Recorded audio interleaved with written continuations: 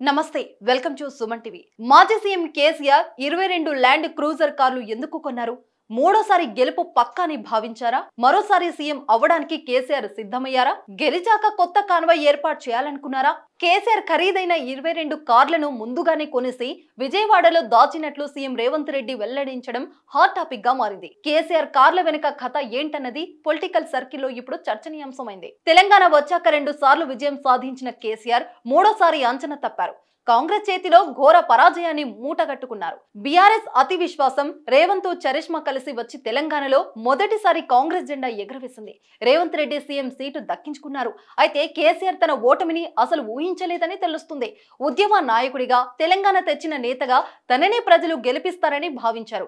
కానీ scene reverse అయింది. BRS పార్టీని ప్రజలు తిరస్కరించి కాంగ్రెస్ పార్టీకి అవకాశం కల్పించారు. అయితే కేసీఆర్ మాత్రం అతి విశ్వాసంతో మూడోసారి ప్రభుత్వం ఏర్పాటు చేయడానికి ఆయన ముందు నుంచి ఏర్పాట్లు కూడా చేసుకున్నట్లు ప్రచారం జరుగుతుంది. అందులో భాగంగానే కొత్త కాన్వాయ్ కోసం 22 ల్యాండ్ క్రూజర్ వాహనాలను కొనుగోలు చేశారట.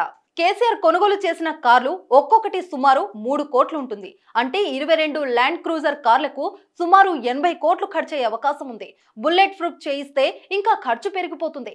ఈ విషయాలను అభయహస్తం దరఖాస్తు విడుదల కార్యక్రమంలో సీఎం రేవంత్ రెడ్డియే స్వయంగా వెల్లడించారు.